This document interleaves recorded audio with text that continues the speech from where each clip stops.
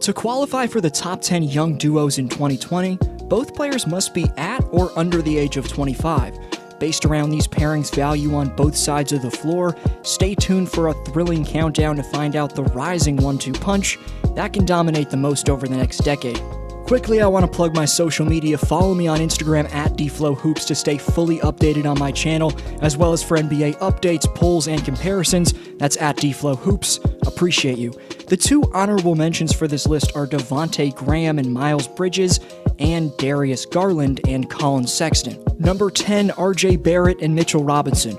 New York center, the Loch Ness Monster, Mitchell Robinson, set the record for the highest field goal percentage in a single season in 2019-20 at 74.2%. But Mitchell makes a living and earns his nickname of Loch Ness Monster by stuffing shots at a top-notch level defensively. Robinson's rookie season in 2018-19 saw him average an NBA's second-best 2.4 blocks per game.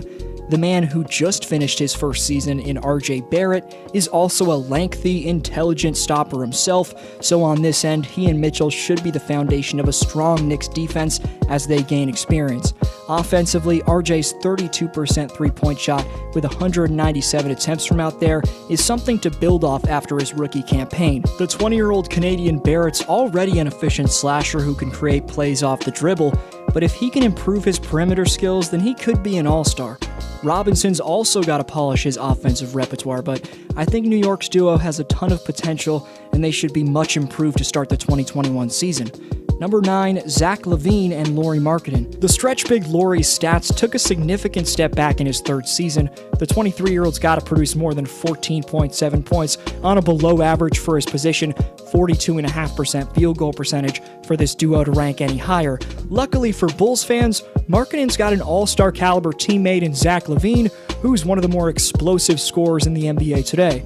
At just 25 years of age, LaVine's already averaged at least 19 points each night in 3 different seasons, and this past year he put up a career-high 25.5 points per game. I just talked about his flashy athleticism in my top 10 dunkers video, but in addition to his hops, LaVine's an excellent shot creator from the top of the key and beyond. This past season, he averaged over 8 three-point attempts per game and shot a very solid 38% from out there.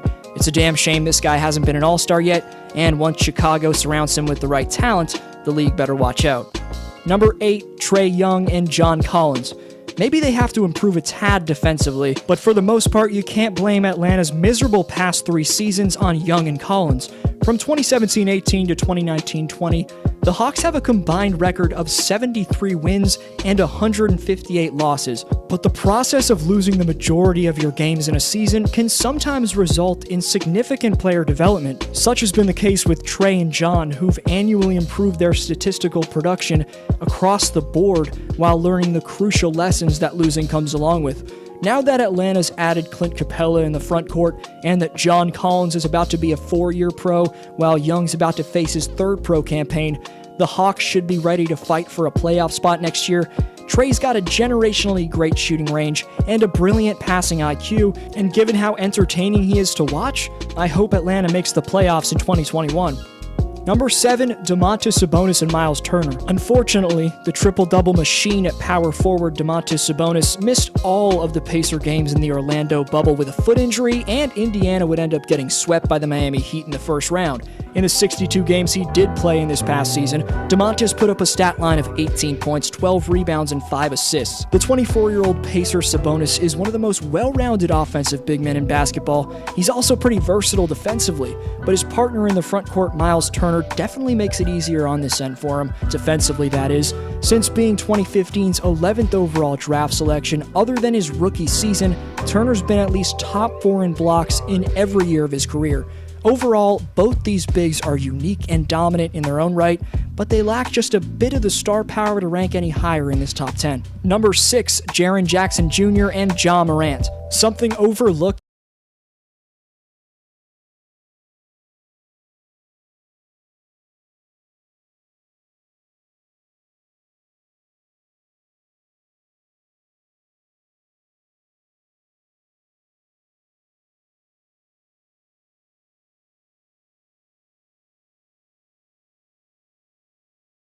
reason the Grizzlies squandered the 8th and final playoff seed in the final games of the season.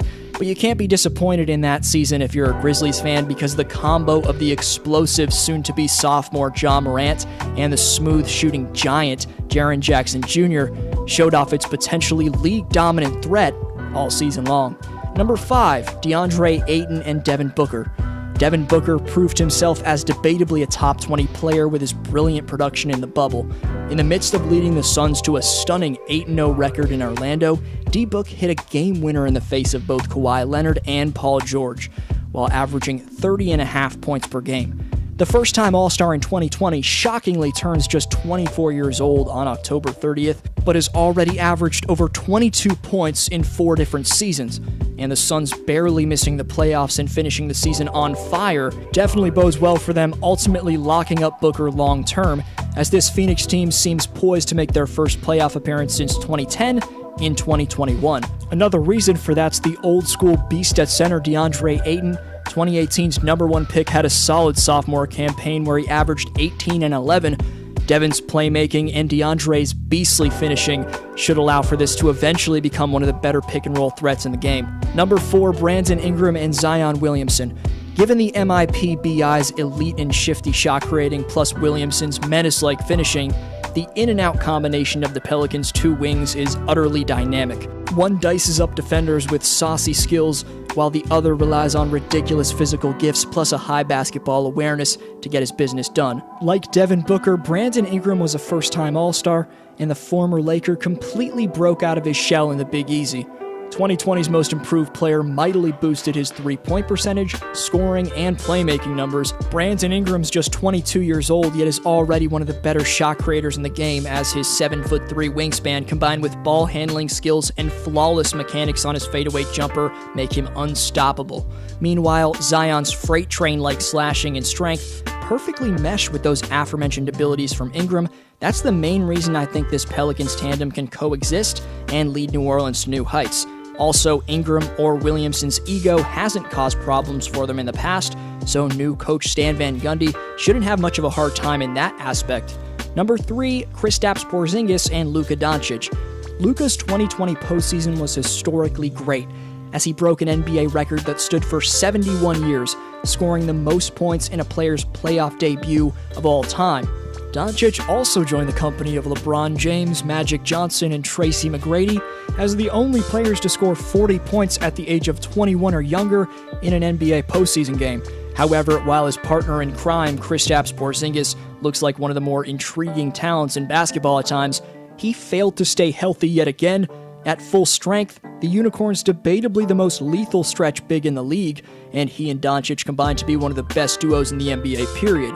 But I'm beginning to believe KP's injury prone. I hope I'm wrong though. Number 2, Jaylen Brown and Jason Tatum. For eliminating last year's champions in the second round, combining to average just under 50 points in the postseason, I nearly ranked Tatum and Brown as the best young duo in the league. And you could really go either way between these two and the next young duo for who's the best right now.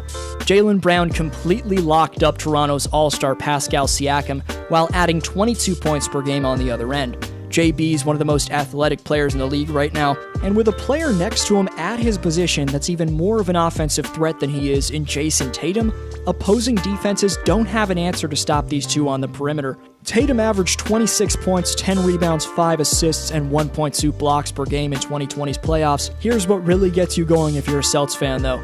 Jason's 22 and Jaylen's 24, yet Tatum's made 2 conference finals appearances already, and Brown's made 3.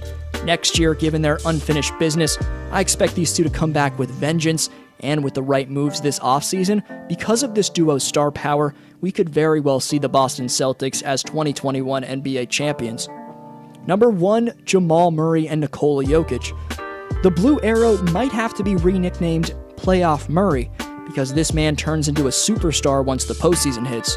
Against the Jazz in round 1, in addition to scoring 50 points in Game 4 and Game 6, Murray scored 42 points back in Game 5, making him the first player since Michael Jordan in 1993 to have 3 straight 40-point games in a series.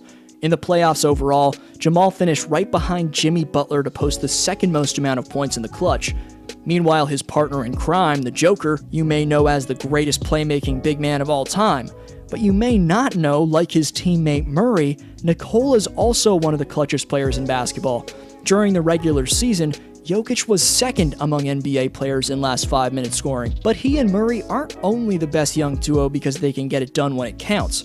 From chemistry to versatility to superstar-like stats, the Nuggets' dominant 1-2 punch of Jamal Murray and Nikola Jokic solidified themselves as the best duo on the rise in basketball.